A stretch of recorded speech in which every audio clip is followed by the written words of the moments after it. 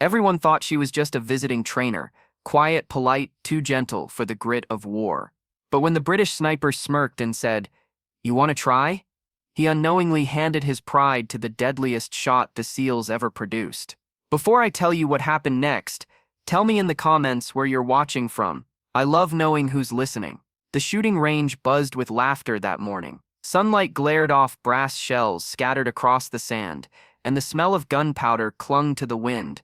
A dozen soldiers, British and American, stood shoulder to shoulder, testing their precision across the open field. At the far end stood her, Lieutenant Avery Cross, compact frame, calm eyes, sleeves rolled, hair tucked beneath a cap that had no insignia. To most of them, she was just a guest. To one man, Sergeant Harris, the British sniper, she was a curiosity, an outsider in his domain. "Careful with that rifle, love," he called out, his voice dripping with mockery. "She's not a toy for tourists." A few chuckles rippled through the group. Avery didn't respond. She adjusted the scope, steady hands tracing over the rifle's cool metal like an old friend. Harris grinned wider, his arrogance lighting up the crowd. "Tell you what," he said, stepping forward, "hit the 50-meter target, and I'll buy you lunch. Miss it, and you carry my gear." The others laughed. Even the wind seemed to pause, waiting. Avery finally looked up. Her eyes, steel gray and utterly unbothered, met his. "Make it 500 meters, she said softly. Silence. Then the kind of laughter that hides disbelief.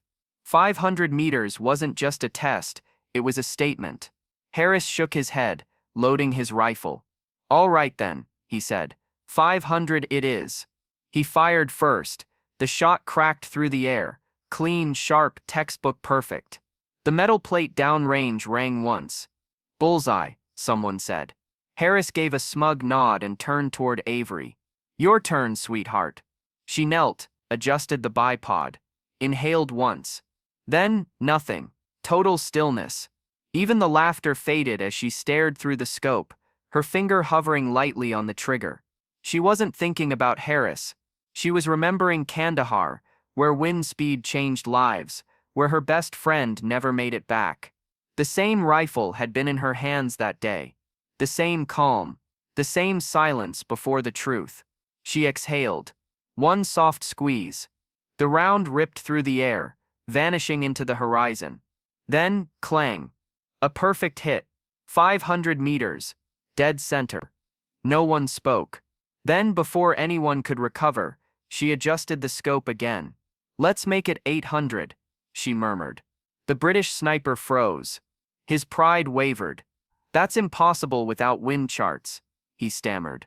Avery didn't reply. Another shot. Another clang. The sound echoed across the field like a heartbeat. The silence that followed felt heavier than gunfire. The range officer stepped forward, his voice cracking. "Who exactly did you say you were?" Avery stood, dusting her knees, eyes never breaking from Harris's stunned expression. She extended her hand, calm and professional. "Lieutenant Avery Cross, SEAL Team 3, Sniper Division." Harris blinked. The color drained from his face. It wasn't just shock, it was respect wrapped in disbelief. The others lowered their rifles instinctively, like men standing before a legend they'd only heard stories about. Word spread fast. By the next morning, the base cafeteria buzzed with whispers about the American woman who outshot the best of the British regiment. Some said she trained at Langley, others claimed she held a record. The military wouldn't officially publish. Harris avoided her for days, guilt written in the slump of his shoulders.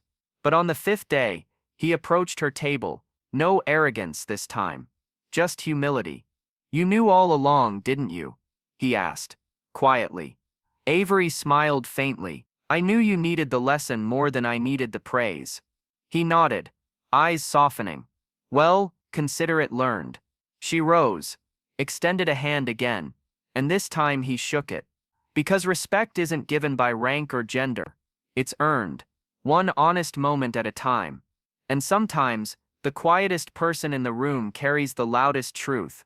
If you felt something from this story, take a moment to share it with someone who underestimates quiet strength. And don't forget to subscribe to Relieved Stories, where every story reveals the power behind silence, courage, and heart.